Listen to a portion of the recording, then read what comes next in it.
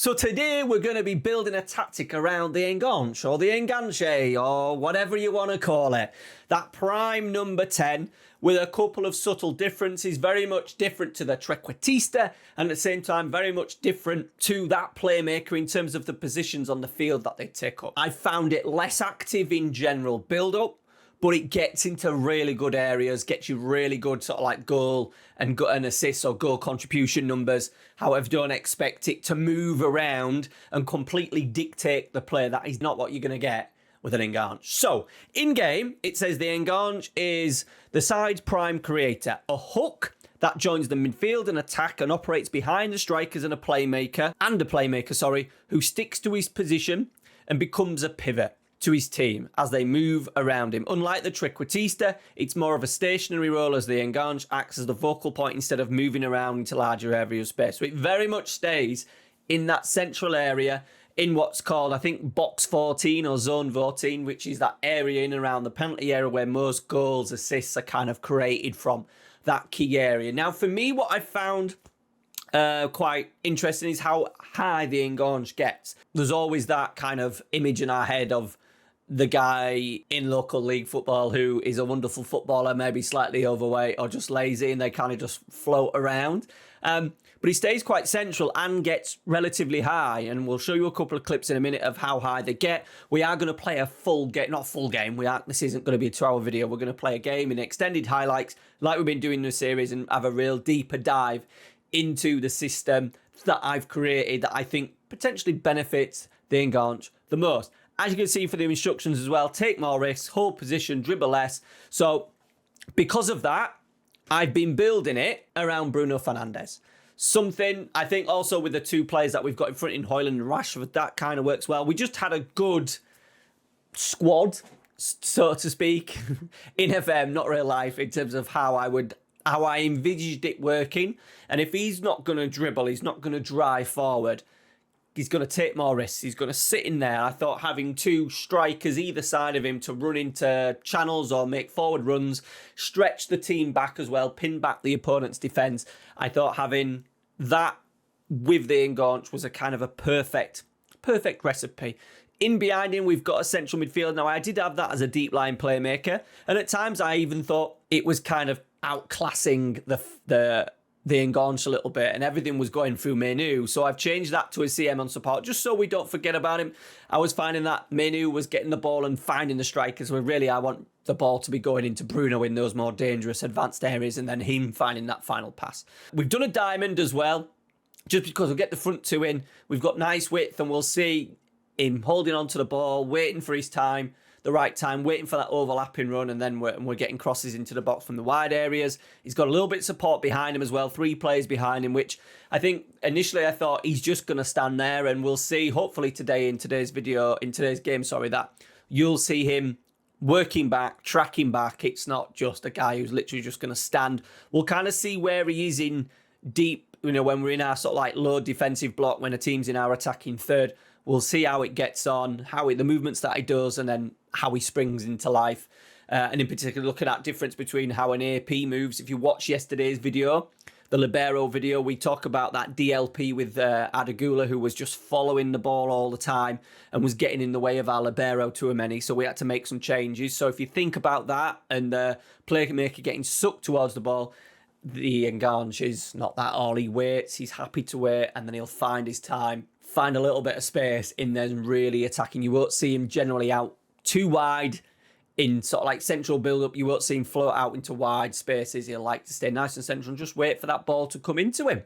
All right, that is the Enganche. So that's the tactic. We've played a few games. It's working pretty well. I said 2 fast forwards up there generally helps. A little bit of quality in the middle. Now we're going to play, so a couple of early goals for the season. Now we are going to play the game in 2D, but we'll do a couple of highlights in 3D. So he's got an assist here. We'll see if there's anything we can see from it, from the Rasmus Højlund. Now, there he is.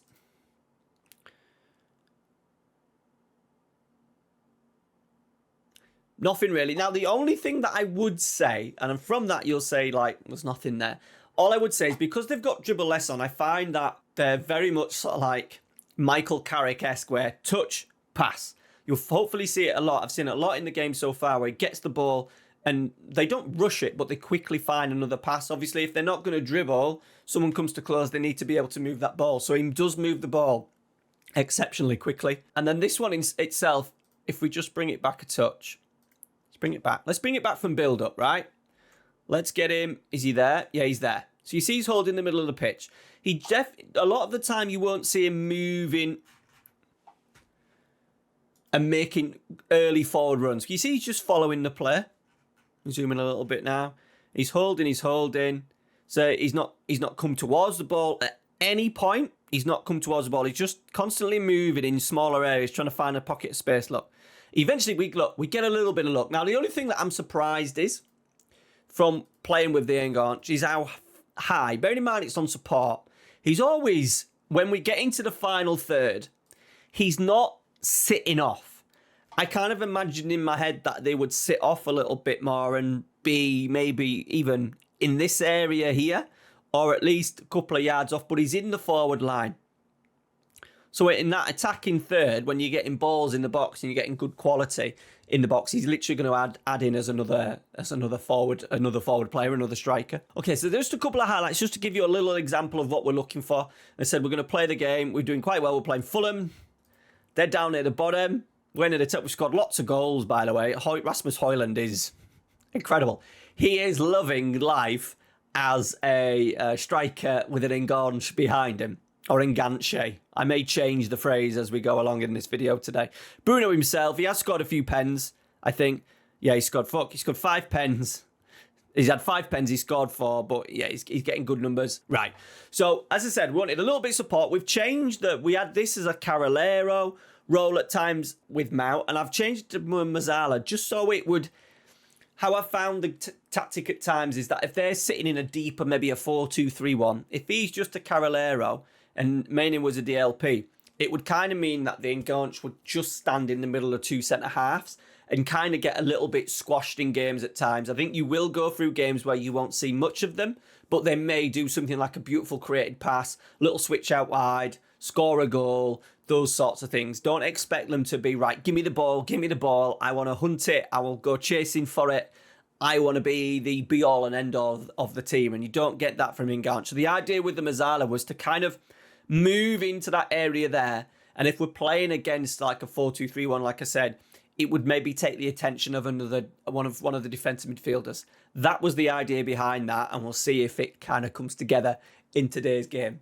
All the tactics will be available for the Patreons, by the way, so this will now be available. We may make changes. Yesterday's video, I had the tactic, we played the game, and we made lots of changes.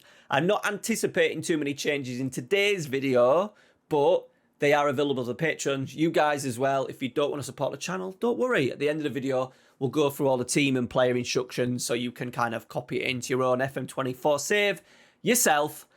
Come on, Bruno, let's have an Enganche performance, please, sir. I just, with the advanced forward and the poacher as well, I decided to change it just so they weren't doing the same thing. I wanted maybe one of the strikers to stay quite central, being the poacher, and then allow Højlund to kind of play off the left a little bit more. He'll work the channels a little bit more. That was my idea behind it. Right. Straight away, interesting movement for him, really. If we bring it back. So this is pretty much from kickoff, look. And he immediately moves. That's quite an active move, look, in trying to find some space. So by the looks of it, Fulham are going to be playing this 4-2-3-1. So he's going to try and find maybe a little bit of space on the outsides of the two pivots.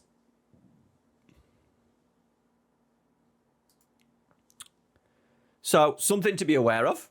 He's going to move. He's not always going to stay as that single pivot. And there, look, he's in. Third striker, look, soon as that ball gets in that final third, he's not wanting to create, he's wanting to score, which is unusual. Well, not unusual, it's just very different to a playmaker. The urgency to get in the box and be that third man, it's pretty impressive. So it would probably work nicely as 4-2-3-1, that kind of maybe formation where you're playing one striker and you want a number 10 and maybe you want that extra little bit of support from a number 10. I think if you are doing one up front, it still needs to be a poacher. He still needs someone to find. linking it with an F9 or someone like that's going to drop in, even though he makes them forward runs. I think he doesn't make them forward runs until you're in that kind of the ball is about to go into the penalty area. Okay, so in build-up, the ball's just been played from Onana to Martinez. So there's our centre-back. We are playing with a half-back in Ugarte. Now, I've done that once again just so it sucks. 2 reasons. I know we're building a tactic where we'll get around that Enganche, but we kind of need everything else to fit round it. And if we're playing with the diamond, it's so important that our 2 wide players get extremely wide. And now what I've found is that if you build up with a half-back, it just allows your full-backs who have gotten full-back on attack just to be a little bit higher. So once again, everything doesn't go through him. And he's quite happy with that, look. He's in a decent position there. That's the really good position of Mason Mount. Playing in that Mazzala. And then at the times, he doesn't have to be the creator. He's not touched it here. Chances are the ball in. Look, he was there at the back stick potentially if the ball had gone at the back and not into Marcus Rashford. So it's an unusual one. It's the one so far. This is the 5th out of 6 videos that this is now the 4th video that we've covered of a player role. And it's been the most surprising in terms of how different I thought it would be when trying to build a tactic around it. I'd love to know how often you've used Enganche. I think I used it for an FM stream in City Adia a while ago. We'll have to do a video at some point where I combine all these unique roles into one tactic and try and get it working. I said tomorrow we're looking at the Rom Deuter. Next week we're looking at the inverted wingbacks, double inverted wingbacks with a slight tweak to them, so they're not doing the same thing. Oh, there we go. So there's a nice little clip. So defending, no problem. Right, he's going to contribute. He's contributing. He's pressing. He gets the ball. I love that pass. I love that pass. Once again, dribble less, potentially take more risks, in, pop. And look at the counter-attack now. That could be a little slid ball in there. Is he going to do it? Probably not. It's Rasmus Højlund. Rashford's not made a run, though, to be fair. But we're now counter-attacking because of that lovely pass, that first pass from that transition. Look, he's working. He's working. He's busy. He's busy, which I know is Bruno, but he's not just stood. I was expecting him just to be in here, just sacking it off and trying to be that outlet out of possession. They've scored. Beautiful. I don't think we can blame Bruno for that. We've got a little bit confused here. If I'm going to be critical, we need our Mazzala, Mount and Dalot, look, watch them. So really, Dalot's kind of going to go towards it. Mount then needs to check that run of Smith Rowe. He doesn't. Mount then follows him. Dalot then does a lot of nothing, and they've got completely confused. Left Smith Rowe, and it's an easy tap-in. So I wouldn't say that's an issue with the diamond because they got in there to defend it. They just didn't defend it very well. Can you see as well, now we're playing that, the ball isn't getting sucked towards him. Like when it's in here, playmaker, you'd expect him to get a touch on the ball. But it doesn't. It doesn't. And he moves into the box. What I mean by that is that he doesn't constantly demand it. I don't know if that's just me with my eyes or it's a role thing where, the playmaker would probably get more touches on the ball because he's constantly hunting, constantly asking for it. It feels like the Enganche is very much, I'm just going to float around and I'll wait. I'm quite happy to wait for a time where I'm going to be most effective. Look at his run now.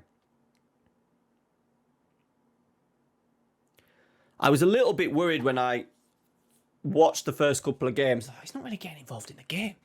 And his touches were low. Out of all the attacking players, the touches were low. And I'm starting to understand that it's, to a certain extent, you need to kind of carry it a little bit because he's just going to move when it suits him and when the time is right. We scored a lovely goal. Luke Shaw combining, I think Bruno was involved in that. It's offside maybe, is it? Oh, goal awarded. So here is Bruno. So again, touch, pass, no dribbling. Simple pass. Højlund in. Højlund in FM is very good, boys. Especially when you put him on that left channel. Left-footed, remember. So Menu was getting a lot of it. He's getting a lot of the ball, which I think is okay. We might tweak it a little bit for the second half. Do we withdraw Menu, just a little bit?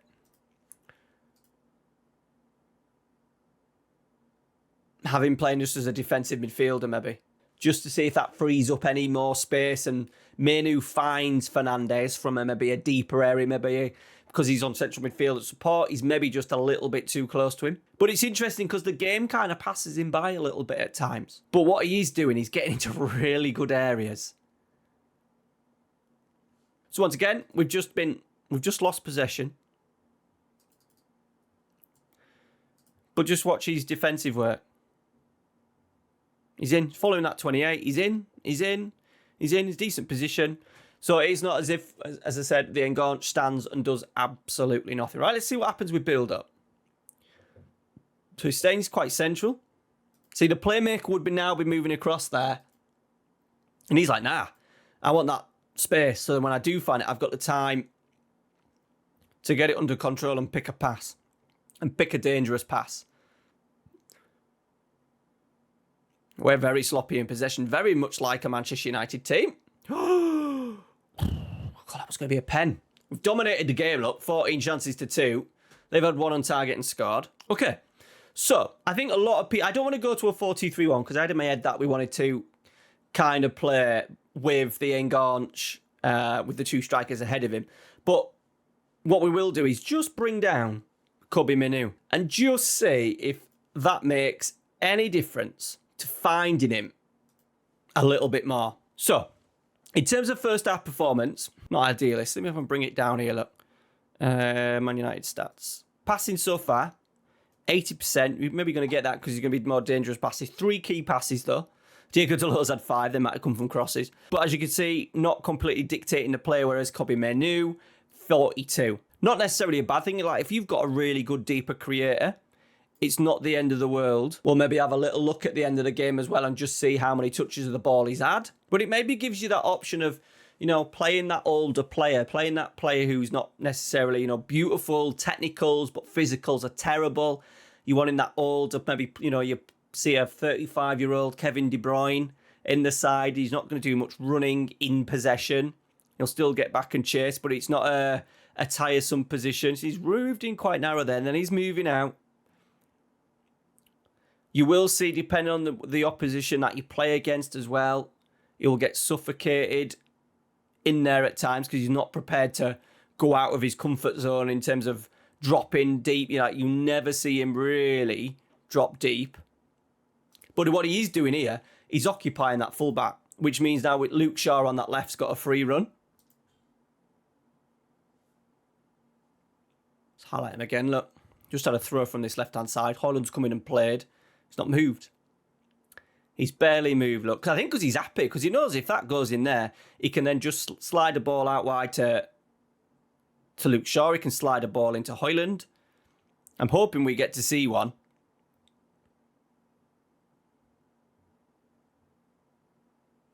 But he's not bothered about finding space. Like, he's found that there because of what's been going on around him. Like, he's not done anything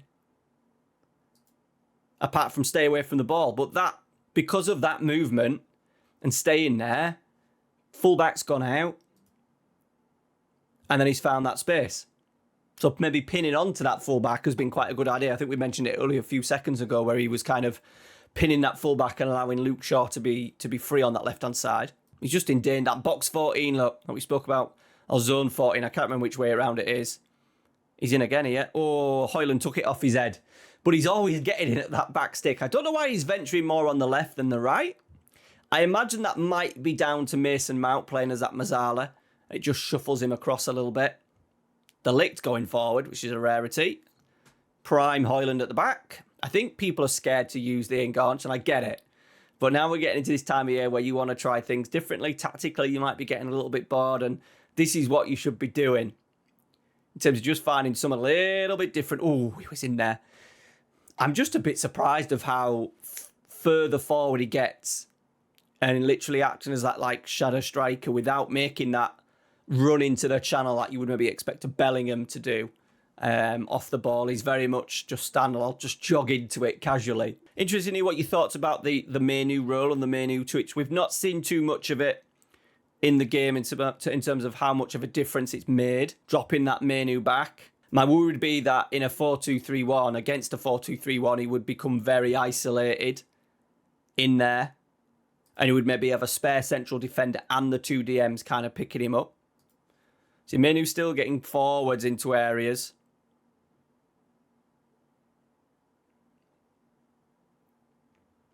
There's Bruno there in there helping out. Didn't do a very good job, but he was there.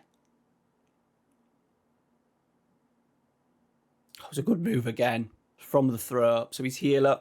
Once again, pinning on that fullback.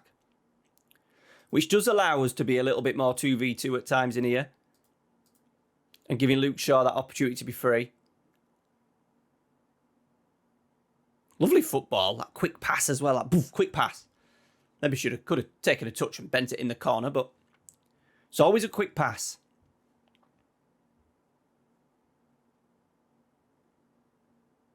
They've scored. We've been punished for the counter.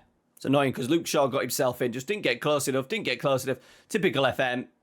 Just a little cock of the leg to try and stop a cross. Could have done a little bit more there, Luke Shaw. But we're going to win the game. So it's an interesting one. I prefer it more to a Trequartista. I've loved watching the Trequartista as a striker. I've found with the Trequartista in the cam position, especially just in the middle, he just automatically stays a little bit too high, where the Enganche, he's kind of in that number 10 position right towards the end, and then in that final third goes and moves into the box, which I kind of like. It's definitely niche. So if we look at the players into the chalkboard. So touches, all players played full 90 minutes, by the way. 45. 45 touches of the ball. Kobe Menu has been absolutely everywhere. He's not going to have a great number of touches because he's not a kind of dribbler, is he? He's not going to go hunting. 34 passes completed, so quite low. But more importantly, key passes 4 and clear-cut chances created 2. So I think that's what you're going to have to take with the Enganche. Yep, you're maybe not going to get controlling the game, and you may see games where they're just like, similar to the poacher, where they just don't touch the ball. But then at a certain point, they'll spring into life and do something wonderful, a lovely little pass.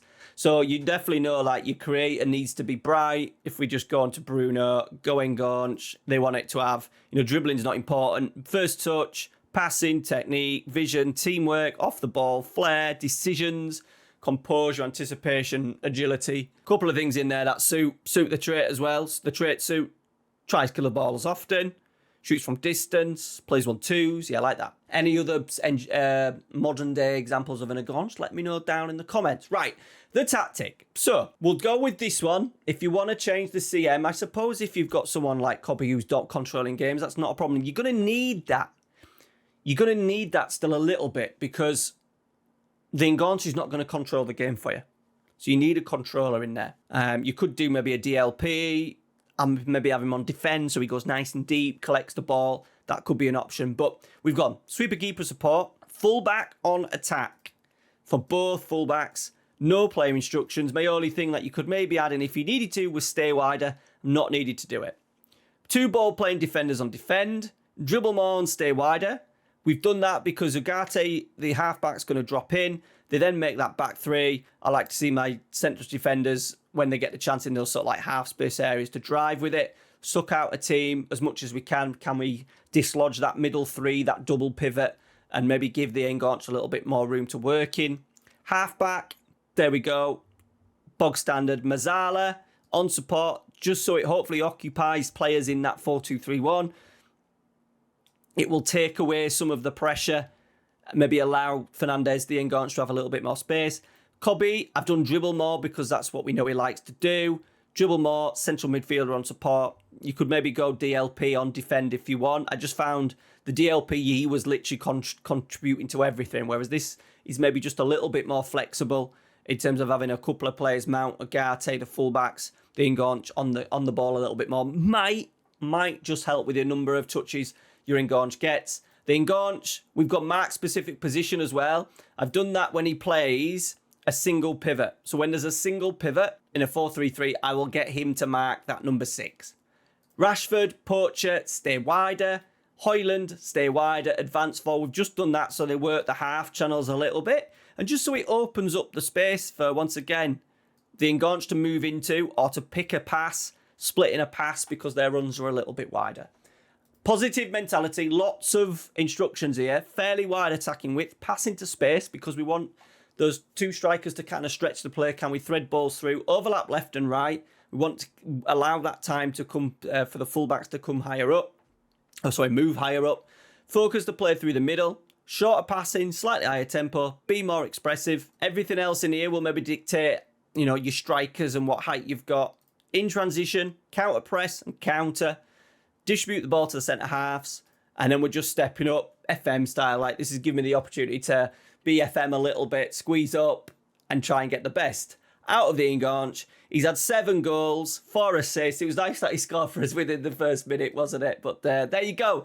That is the Enganche. An unusual one. Let me know your experiences with Enganche down in the comments. Players in the game that you've used. Love to hear your thoughts. Tomorrow is all about the Raumdeuter. Thanks for watching. Check out that Patreon for the tactic. Support me as a creator. That would be lovely. See you later.